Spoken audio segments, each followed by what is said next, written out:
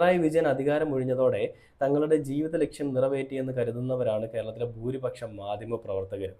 ഞാൻ നേരത്തെ പറഞ്ഞ നെഗറ്റീവ് ക്യാമ്പയിൻ പിണറായി വിജയൻ എന്ന് പറയുന്ന ഒരു മനുഷ്യനെതിരെ ഉണ്ടാക്കാനായിട്ട് ശ്രമിക്കുന്ന മുഖ്യധാരാ മാധ്യമങ്ങളെ പറ്റിയാണ് ഈ ഒരു കാര്യം അലൻ പോൾ വർഗീസ് എന്ന് പറയുന്ന ഒരു എഴുത്തുകാരൻ നോ ക്യാപ്പ് എന്ന് പറയുന്ന ഒരു പേജിൽ കൂടി പറഞ്ഞിരിക്കുന്നത്. ഇനി വി ഡി സതീശനാണ് കേരളം ഉണ്ടാക്കിയതെന്ന് പ്രചരിപ്പിക്കലായിരിക്കും ഇവരുടെ ദൗത്യം. തീർച്ചയായിട്ടും വി ഡി സതീശനാണ് ഈ പറയുന്ന വയനാട് ടൗൺഷിപ്പിന് വേണ്ടിയിട്ട് എല്ലാം ചെയ്തതെന്നാണ് ഇന്ന് നമ്മുടെ മുഖ്യധാരാ മാധ്യമങ്ങൾ അടക്കമുള്ളത് പറഞ്ഞുകൊണ്ടിരിക്കുന്നത്. അല്ലെങ്കിൽ അങ്ങനെ പേരെടുത്ത് പറഞ്ഞില്ലെങ്കിലും പിണറായി വിജയൻ എന്ന് പറയുന്നൊരു പേര് അവിടെ പറയാതെ തന്നെ അവർ സംസാരിക്കുന്നുണ്ട്. മുൻ സർക്കാർ അല്ലെങ്കിൽ സർക്കാരിൻ്റെ ഒരു ആനുകൂല്യം അല്ലെ സർക്കാർ ചെയ്തു കൊടുത്തതെന്നൊക്കെ പറഞ്ഞുകൊണ്ട് ആദ്യത്തെ ദിവസങ്ങളിലെ വാർത്തകളിൽ വരുന്നു.